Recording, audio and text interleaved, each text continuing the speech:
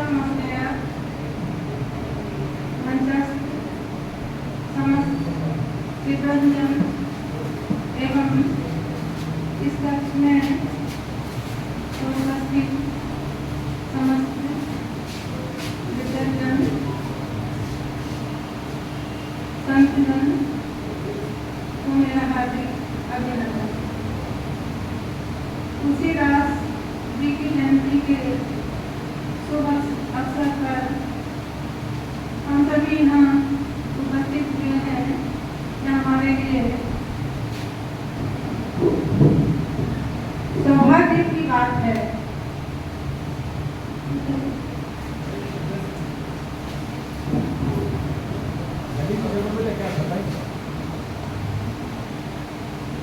आज राम की चर्चा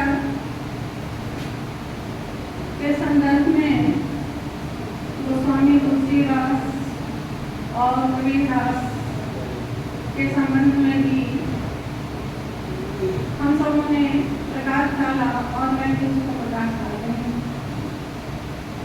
राम रामेति रामेति रमे रामे मनोरमे सहस्र नाम कर्तव्यम राम नाम परायण। भगवान शंकर ने पार्वती जी से राम नाम के महत्व पर प्रकाश डाला और उन्होंने पार्वती से कहा कि हे पार्वती, राम की वास्तव में आराधना के योग्य है, पूजनीय है, वंदनीय है और हम सबों के आराध्य। दोनों एक दूसरे की आराधना करते थे। संवत 1375 से संवत 1700 तक का समय हिंदी साहित्य के इतिहास में भक्ति काल के स्वर्ण युग के रूप में जाना जाता है। और इस काल में, इस अवधि में, इस समय में अनेक उच्च कोटि के साहित्यकार थे जिन्होंने अपने अलग अलग ढंग से हिंदी साहित्य को गौरवान्वित किया और क्या साहित्य के क्षेत्र में, क्या भक्ति के क्षेत्र में, क्या ज्ञान के क्षेत्र में, हर दृष्टि से उनका महत्वपूर्ण योगदान रहा।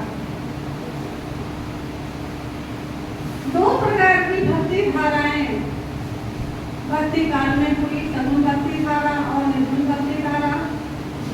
और दोनों भक्ति धाराओं को फिर सगुण भक्ति धारा की दो शाखाएं हुई। उन दो शाखाओं में रामाश्रय शाखा और कृष्णाश्रय शाखा, उनकी दो शाखाएं हुई सगुण भक्ति धारा की, जिसमें रामाश्रय शाखा के सर्वश्रेष्ठ कवि गोस्वामी तुलसीदास हुए और कृष्णाश्रय शाखा के जो तो बहुत सारे कवि हुए, जिनमें सूरदास सर्वश्रेष्ठ कवि के रूप में जाने जाते हैं। उसके बाद अष्टधातु कवि हुए, ढेर सारे कवि हुए। तो गोस्वामी तुलसीदास ने जहाँ रामचरितमानस की रचना की और राम को मर्यादा पुरुषोत्तम के रूप में प्रतिष्ठित किया, वहाँ सूरदास ने अपनी बंद आंखों से जो गंडाला वास्तव और श्रृंगार के क्षेत्र में अद्वितीय कवि माने जाते हैं। फिर इधर दूसरी तरफ ज्ञानाश्रय शाखा की बात आती है, जिसमें निर्गुण निराकार ब्रह्म की उपासना की बात आती है। तो उसकी तो दो शाखाएं हुई, माने ज्ञानाश्रय शाखा के सर्वश्रेष्ठ कवि हमारे कबीरदास हुए। ऐसे रैदास भी हुए और भी दूसरे कवि हुए। और प्रेमाश्रय शाखा के सर्वश्रेष्ठ कवि मलिक मोहम्मद जायसी थे, जिन्होंने परमामथ नामक महाकाव्य की रचना की।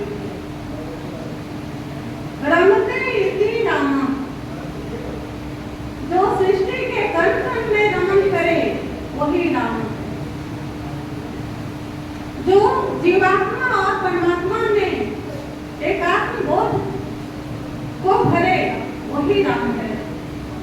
और चाहे वो हमारे गोस्वामी तुलसीदास हो या कबीर हो, दोनों के गुरु एक ही थे, रामानंद थे, और उन दोनों ने उनसे राम नाम की दीक्षा ली।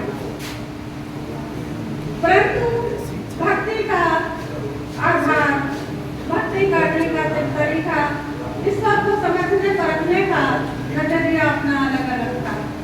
एक ही वस्तु को देखने के हमारे अंदाज, हमारा नजरिया, हमारा भावना, हमारे विचार अलग अलग होते हैं। और यहाँ भी दोनों के आराध्य देव एक है, राम है, लेकिन भक्ति का नजरिया दोनों का अलग है। जहाँ गोस्वामी तुलसीदास के नाम में अद्भुत सौंदर्य है, अपरिमेय सीख है और शक्ति है, अमित शक्ति है। वह एक अवतारी पुरुष है। तुलसीदास के राम एक अवतारी पुरुष है, जो जिनका उद्देश्य हमारी जनता को, जो उस समय जो हिंदू और मुसलमान के भक्ति काल के आगमन के पूर्व से जो देश की स्थिति थी, हिंदू और मुसलमान को आपस में लड़ झगड़ रहे थे, किसी भी साहित्यकार को उसकी परिस्थितियां, हालात, वक्त और काल प्रभावित करता है, जिसका प्रभाव इन दोनों महान साहित्यकारों पर भी पड़ा। गोस्वामी तुलसीदास ने और हमारे कबीरदास ने उस समय के जो भी कवि थे, उन्होंने भक्ति की एक ऐसी मंदाकिनी प्रवाहित की, और कबीरदास ने तो ऐसी गंगा प्रवाहित की जो हिंदू और मुसलमान दोनों के लिए वरण्य था। तुलसीदास का अंदाज अलग था, इनका अंदाज अलग था। निर्गुण सर्वगुण नहीं कुछ भेदा, यानी कबीरदास ने कहा सर्वगुण निर्गुण नहीं कुछ भेदा, यानी सगुण और निर्गुण में कोई भी भेद नहीं है, वास्तव में ही तुलसीदास ने कहा। और हमारे कबीरदास ने भी निर्गुण सर्वगुण में भेद नहीं मानते हैं, लेकिन फिर भी वह निर्गुण ब्रह्म के उपासक थे। उनका नाम सृष्टि के प्रत्येक कण में अनंत रूप से विद्यमान था। जब चेतन समस्त वस्तुएं में वह विद्यमान था, उसकी उपस्थिति थी। ऐसो को उदार जग माही विधि सेवा जो द्रव्य दीन पर राम यानी राम के समान इस संसार में भक्तों का उद्धार करने वाला कोई नहीं था। और कबीरदास के राम भी सर्वव्यापी थे। बहुत सारी चर्चाएं हुई, बहुत सारी बातें हो चुकी हैं कबीर के राम और तुलसी के राम पर। दुल्ही ने कहा बहु मंगलाचार मोरे घर आए राजा राम कथा, बहुत महत्वपूर्ण पंक्ति है कबीरदास की। उन्होंने जीवात्मा और परमात्मा के बीच में पति पत्नी और प्रेमी और प्रेमिका का संबंध स्थापित किया। उनका यह मानना था कि संसार में जितने भी संबंध हैं, उन समस्त संबंधों में पति पत्नी का संबंध सबसे निकटतम होता है। और उन्होंने यह कहा, मलिक मोहम्मद आयसी ने भी अपने पद्मावत नामक महाकाव्य में लौकिक प्रेम के माध्यम से, सांसारिक प्रेम के माध्यम से अलौकिक प्रेम का वर्णन किया है। तो हमारे कबीरदास ने भी इस सब को कभी अपना बहुरिया मानते हैं और इस प्रकार से कभी प्रेमी मानते हैं तो कभी प्रेमिका मानते हैं। इस प्रकार से उन्होंने अपनी प्रेम की व्यक्ति की। प्रेम शब्द बड़ा व्यापक है। राम ने केवल प्रेम प्यारा जान ले को जानन हारा, अर्थात प्रेम शब्द में यह संपूर्ण अधीन है। अति सूढ़ो प्रेम को मार्ग, यानी प्रेम का मार्ग अत्यंत सरल है।